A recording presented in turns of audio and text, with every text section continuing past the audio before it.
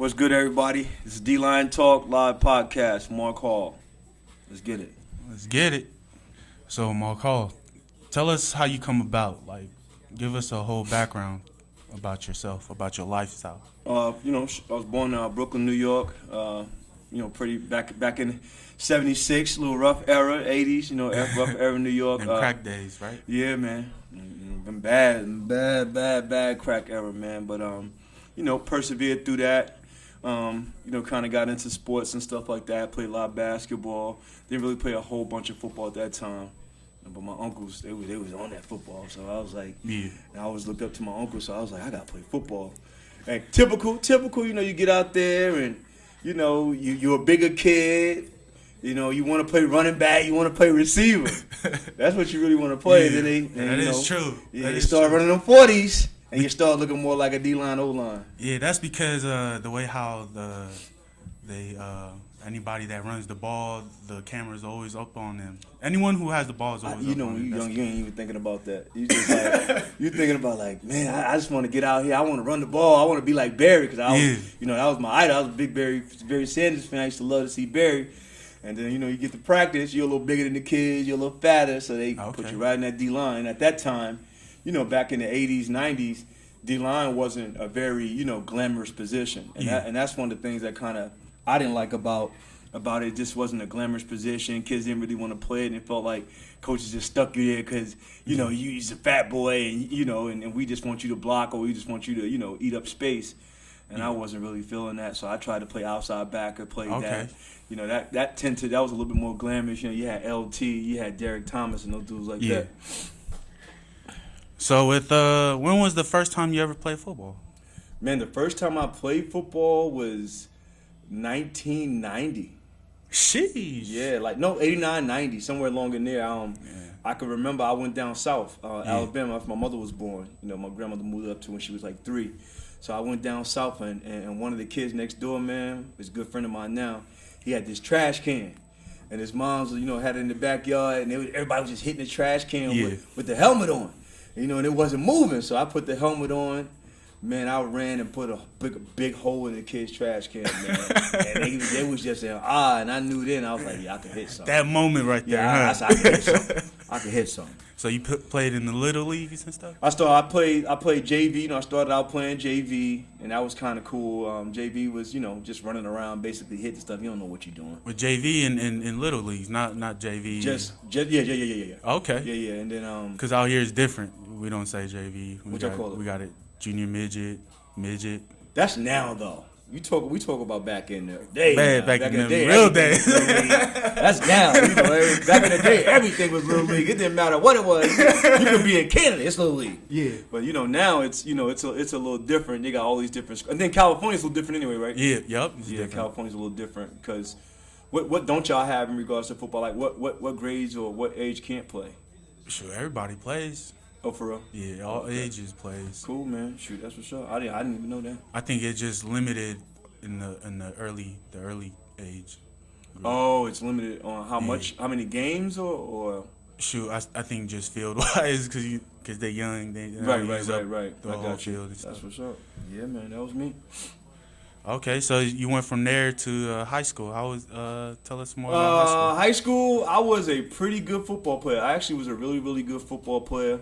I was, of course, dedicated to it. Played D-line. Stuck on the D-line, but I was making plays. I wasn't upset that I couldn't play running back. Yeah. But I did play a little backup. Running back and quarterback. But D-line was primarily my position. I played pretty good. I could get to the quarterback. Just B-line. I ain't had no moves or nothing. I used to watch Derek Thomas and them all the time, trying to figure out different moves. Yeah. Until I realized he's a little faster than me. So I was like, okay, I ain't really trying to be no DT, but I can learn some of the stuff that he does, and that's kind of where it started. So that was your prime position, was the defensive tackle? Yeah, DN, outside backer. Okay. Yeah, I never played really, any interior, just only on the outside. Only on the outside. I wasn't big enough to play interior. And just rushing, huh? Rushing. That's it. All the way to college. Once man. when they hit third down, it's green light. You rushing upfield. I knew. Well, shoot. It was green light for me every down. I didn't give a damn what down it was. I was trying to get to it. Yeah, I feel you on that one, man. So from there on, you you went to college? Yeah, I went to first. I started out at Hines Community College in Jackson, Mississippi. You know, went out there at that time. They had a squad, man, and once again, I was trying to play middle linebacker, and I can remember the coach told. I'm not gonna say his name. I remember the coach told me. He said, you not fast standing up here, but you'll be fast with your hands on the ground. Yeah. Once again, I was like, here we go again. Yeah. They trying to discredit the defense, trying to just put me down here with the boys. It ain't so glamorous, So. Got down there because I had to do it. It really wasn't an option. Once they tell you that, that's what that means, in college. So went down there, man, and didn't really understand the college position of defensive line. Mm-hmm. High school's a lot different. You just go out there off natural ability back in those days. But, once I went to Hines, man, they were so good. They were winning national championships at that time, JUCO national championships. Mm-hmm. They had great players, and they were stacked. Yeah. So, I wind up not even making that team, and I could have quit. I was like, I ain't gonna quit, man. Yeah. But first, I didn't really want to, but I was like, that was that JUCO struggle right there, right? Yeah, that JUCO struggle. Yeah. You know how JUCO is. You know what I'm saying? So then, what's so funny is Coach called a DB coach that I had a good relationship with. He called me in his office one day after practice. He said, "Hey, Mark, I got this. I got something for you. You're probably not gonna make this team, but I got a coach out there in the lobby set up. He from New Mexico military. He's defensive line coach. He's looking for some defensive linemen." I was like, "Oh no, I'm not even thinking about going to a military school." Yeah. So I wound up going down there and meeting him. Man, he had everything all set up nice. I was like, "Oh, he trying to bait me in. He got everything all set up nice." He's like, "Yeah, man. We watched you on film a little bit. We want you to come out to Roswell, New Mexico." I said, "Roswell? That's the alien capital, huh?" I was dumb. I ain't know about that time. He's like, "Nah, man, it's pretty cool. It's a military school." I said, "Coach, I ain't really with no military school. I ain't really feeling that." So he's like, all right, man, just fill out this form, yada, yada, yada, for I can tell my coaches that I came and I talked to some kids. Yeah. I said, all right, I filled it out and I left. Man, next thing I know, if school semester over with, I want to get back to the crib. My aunt calling me, "Hey, it's this coach from New Mexico military calling you. He really wants you." I'm like, "Man, this dude, how you get my number?" Yeah. I'm like, man, I put it down on the paper. So, he kept calling. I wasn't going to come. Well, funny, my partner, he got shot that night, killed him. You know what I'm saying? Next day, I called the coach. I was like, "You know what? I'm out, man. I'm going to college." Yeah. And then flew out to New Mexico military, man. It was rough. It was definitely different. Man, yeah. I was a JUCO All-American 2 years straight playing defensive line. Shoot, Crazy. Man. Never thought it. I think I have a boy that went there too. He played linebacker. What year he went? Probably the 2015. 2015, that's a long time ago. I was in that thing like 97, 98. But he was giving me the story, the background, what they done. Yeah, man, it was an amazing school. That was the most amazing experiences, one of the most amazing experiences I've ever had in my life in regards to structure, because I wasn't fighting it. You know what I'm saying? Once I went out there, I knew what the alternative was, so I wasn't fighting it. You know what I'm saying? You can go back to Brooklyn, you can go to Alabama, you can go anywhere you want, but you ain't gonna do nothing. Yeah. So I just stayed there, endured it, did what they asked me to do. Yeah. And only that, it was just an opportunity for that I didn't have before. Yeah. That was what it was too. I didn't have a lot of opportunities because, quite honestly, I was just getting in so much trouble in high school that I was squandering those things. Because I was a pretty good recruit, but things was just happening. So it's like your getaway from all the troubles. Man. That you were facing. I was trying to get away from all that. For sure, and I had to. I made that decision. I stuck with it. It wasn't no turning back. Because most opportunities don't even come very often like that. No. You took that opportunity to take off, man. And next thing I know, I'm doing what I'm doing now. Yeah. So everything happens for a reason, man. You just gotta work hard, have faith. Faith means that you have to believe that things are gonna work out for you. And some people, they kind of linger with that. I don't. Yeah. I stay concrete to that. I'm not a worrier. I make things. I try to make things happen when I need for them to happen, and when they're able to happen. So that's how I work out. I don't really do it no other way. I don't believe in dreaming. I'm not much of a dreamer. I just try to make it happen. Yeah. So because a lot of people they get caught up on dreaming. Yeah, I ain't trying to be no dreamer. But I learned that long time ago. Yeah. I ain't really trying. That's not me. That's not my life. So. Here we are. Here we are. Yeah, man. Doing your. Think about it. I'm just meeting you in person. You've been following me for 3, 4, 5 years on the Instagram, so you already know what it is. Yeah, because it's all inspirations. I was watching your the films, the techniques that you're putting up on social media. Mm-hmm. So I was using that as a tool to perfect my craft. You know, that I can apply. Well, I'm glad I could help you, young man. Shoot, that's what the whole internet is for. Yeah, man, but to help that's the thing too, man. I wanted to make sure I created a wave, you know, in regards to, like, again, when I was coming up, defensive line, offensive line was not the glamorous position. You didn't play running back, or receiver, or quarterback, you know, you wouldn't even look at. You just a fat boy down there just blocking, or a fat boy down there just taking up space. So just taking up space. You know, I ain't like that. I still don't like that to this day. I feel like we're getting better in regards to notoriety and getting recognized for the things that we're doing. Yeah. But we still not there yet, and I think that's my whole thing. I want to make sure that we're recognized. How can you make an impact like that? How can you? The number one thing is, like, show what defensive linemen actually do. Like, you mean you talk like you're going out, you're meeting people. They don't even know what a defensive lineman does, bro. No, that is true. He go get the quarterback. It's a little bit more to it than that. You know, they don't know the work. They don't understand, like, the technical part of it. They only see the top layer of Everybody it, but they don't only know. see the end product, the finished product. That's what people do. They always look for the finished product. They never know. They never want to know the journey taken, or the journey that you had to take to get there. You know. So that's where I'm at with it. You know, I want to show the preparation part. I don't show everything. It's a lot of things I do not show on Instagram. Yeah.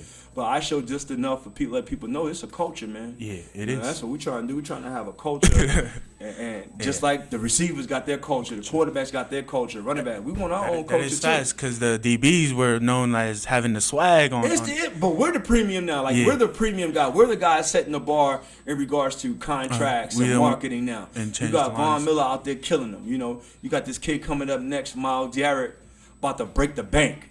You know, that's what we talking about. And you got bigger players now. You got Eric Armstead, 6'8", you know, 2-3 bills. You got Buckner, 6'7", 3 bills. Like, the game and is so much more evolved now. These guys ain't big fat guys. These guys are lean guys. So that whole part about, it's only for fat boys, no, that's over with. We're gonna make sure that stayed there, because that's another thing too, man. The nutrition part of it, the working out part of it. It's a culture, bro. You know what you put on your back. You know what I'm saying? How you dress before the game, how you get your hair cut. All that stuff is a part of the culture.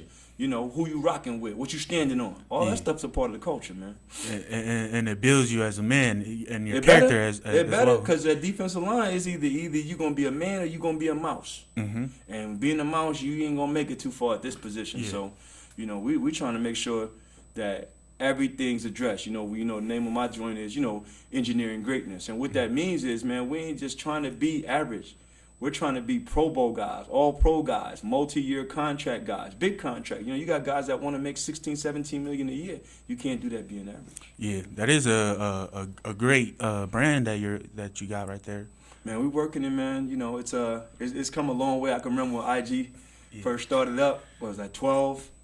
Man, I had like 29 followers, because, you know, they didn't have videos back then. Yeah, that is true. Had to just take pictures. It basically, man, Eric Armstead was talking about this last night. It was a Photoshop.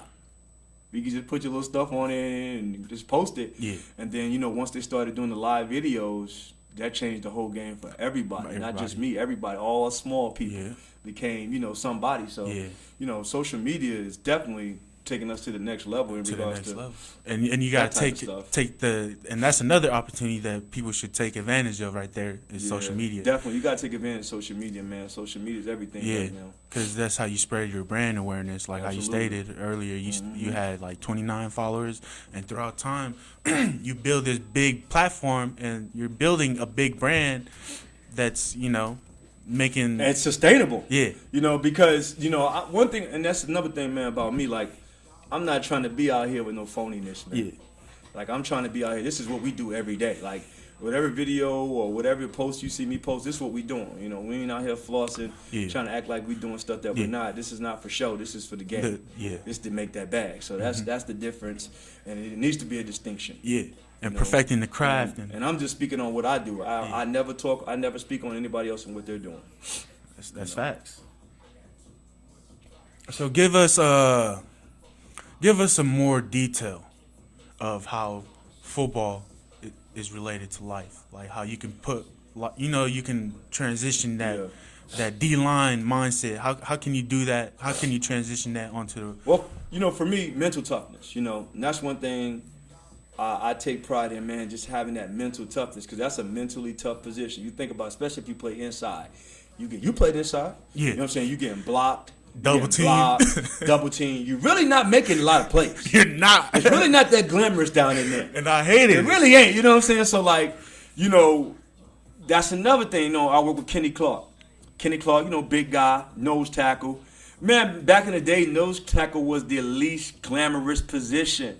Now you got kids like Kenny Clark coming along. You had the John Randalls, in his time, and they made the position more glamorous because they're more vocal, they're more athletic, they speak more on it, they post more. They really care about it. It's a lot of pride in D-line right now. I mean, I'm loving it.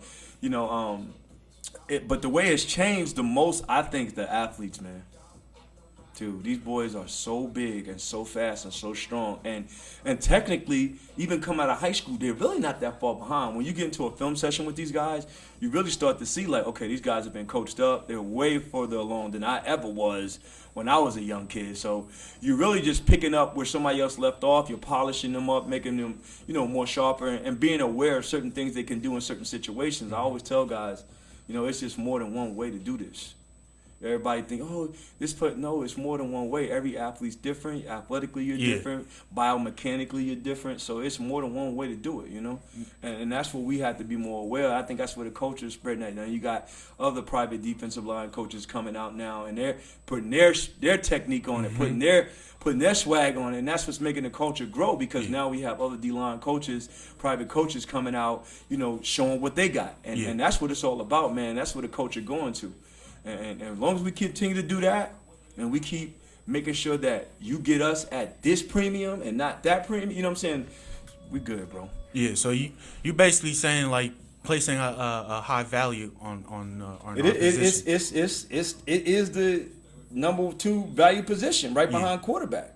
You right now you're making over 100 M's playing outside backer, a pass rusher. The pass rushers, that's the elite money, and I tell you what, if you're good at it, you can do really, really good for yourself. Your kids don't have to work. Yeah. So that's what it is with that, and that's what I'm rocking with. I'm just trying to make sure we get our just due. Bottom line, it ain't even about me. Yeah. For real. It ain't even about me. Yeah. So you're always technical about the defensive line. And the way how you gotta perfect your craft. If you want to, ball out there, you gotta do you gotta be disciplined. Yeah. So give us a background of your coaching, Oh yeah, so I'm glad you asked that. So when I got done with Grambling, man, I actually went right into coaching once I graduated. It was funny. When I was playing, one of the defensive back coach, he was like, "Man, you're gonna be a coach." I was like, "Dude, I am not about to be no coach. I ain't feeling it. I'm going to law school." I really thought I was going to law school, and man, just as sure as I'm saying that, and I said that then, I wound up being like the assistant strength coach. I wanted to get in grad school, get my master's. Of course, at Grambling at that time, if you coach, they pay for your master's. So I wanted to get my master's because I knew I wasn't going to try to play pro ball. I had a daughter. My daughter, I was young. I had a daughter. So I wanted to go straight into work. So I wound up being the assistant strength and conditioning coach, man. And that was pretty cool. So about 6 months in that, the daggone head defensive line coach wound up getting relieved. So I came in and was the head defensive line coach. And then, we brought in a new defensive coordinator. He was also the D-line coach. But he really didn't want to mess with the D-line because I was already doing some work with him that he liked.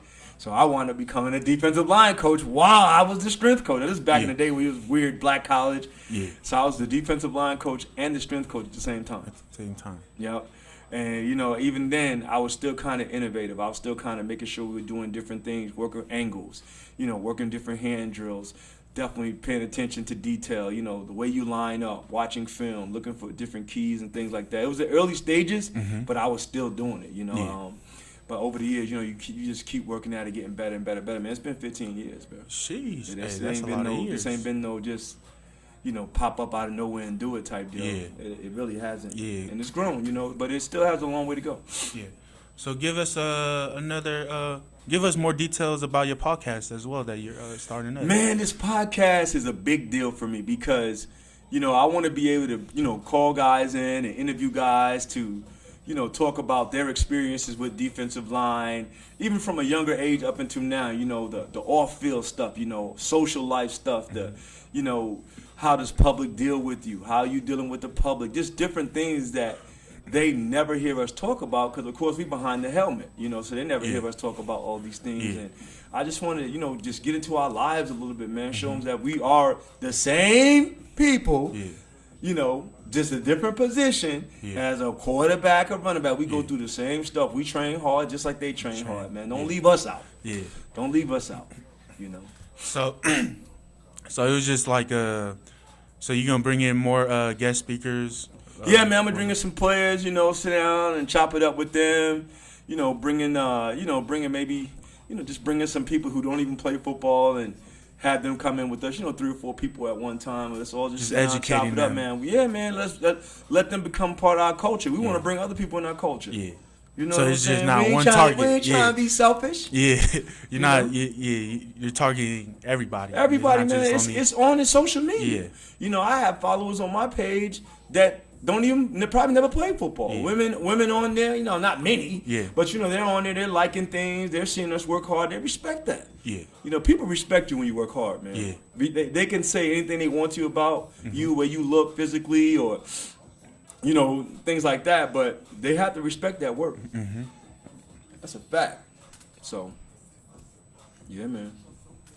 So, you've been consistent with posting lately. Oh yeah, I'm on that thing. I'm gonna post soon as we get off here. Yeah, I'm on that thing all night. You already know I ain't playing with that. And as a youngin, when I was playing college ball since junior college, I was watching your videos and I was inspired by your coaching techniques, and I've applied that to myself, like to my game days too. Really? Yeah, and they're efficient. Yeah.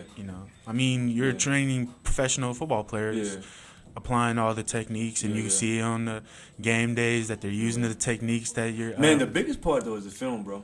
Okay. I think a lot of people. I never show that because that's kind of, you can't really show that, but that's the biggest part, man. People only knew how much film that me and Kenny Clark, man. Me and Kenny Clark will watch so much film, our feet are hurt. That boy right now on the Packers probably number 2, number 3 on film study. They monitor that.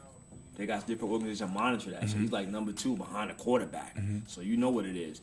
Even Eric, like me and Eric will watch film, man. We'll just sit there and we'll break down everything. We're looking at everything, So the film study, which people never see on my Instagram, is the biggest deal for us because that helps us, understand exactly what we need to do and all these things that we're working on off the field, how to apply it. Because if you don't have no application, then we're just out here getting you in trouble and can't get you out of it. Yeah. I don't want to be the guy running you into trouble and can't show you how to get out of it. Because when you running up against these linemen and you coming straight down the battle, you're going to get your ass in some trouble.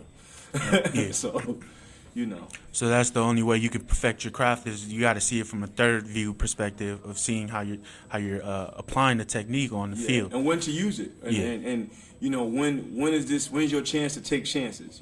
Take shots on guys. Like when you want to green light a guy, when you want to slow play. It's so much different strategy to it based upon what guy you working with and what guy you going against. So man, like just watching Cleveland the other night, we just knew there were different linemen we could exploit and how we wanted to exploit them. And that's the thing, man. You got to make sure you exploit these guys because if you don't, they will exploit you. Yeah. You don't never want to get against a guy that you're capable of exploiting and don't do that. Okay. You want to make sure that you feeling your obligation there. Yeah, that's legit. That's truth. It's not just only working on the field. You got to watch film. You got to study your opponent. Lots of film. You got to study your opponent, study yourself. Till your eyes hurt. Yeah. Crazy. Because it's different from viewing yourself on the field in the first view perspective than it is on the third view. Because you can see what mistake you taking, the wrong steps, and the wrong techniques, and the watching films can help perfect your craft. So always remember that, y'all. Whoever's watching this, if you're new to a defensive lineman, or if you're a coach, always watch film, study your plays, study your techniques, study your opponent, and know what moves you could do against certain guys. Don't just be out there winging it. Oh, I'm gonna go with the dip rip. That's a sellout move, man. If it don't work with you, what you got? What you standing on? Yeah. You know what I'm saying? So you got to be able to counter too. Yeah. Counter is big. I think a lot of people don't understand how big countering is for a defensive lineman. Yeah. Because you do not want to be that guy just running down the barrel and ran out. You know what I'm saying? Always been really dedicated to the sport and always, just making sure that it's my number one priority in regards to working and stuff like that. And learn as much as you can, man, because I learned, I've been around Pete Jenkins. I've learned a lot from Pete, man. Pete, come on. Legendary, I've been around Pete Jenkins, and stuff like that. I've been around, even my defensive line coach in college, Coach Scott was an awesome defense. I learned so much from him about bag drills and just drills. So, man, it's been all good, man. But like I said, man, right now, our whole thing is just making sure the culture is recognized, making sure we do whatever we can do to make sure the culture is recognized and consistently grows and stays that way. And that's what it's all about, man. DLine culture. Shoot, man. And then we just taking the first step right now for this. Let's talk about it. You know what I'm saying? Let's talk about it. That's how it goes. Throughout time is gonna be Yes, a big brand, engineering DLine greatness. culture, baby. DLine talk.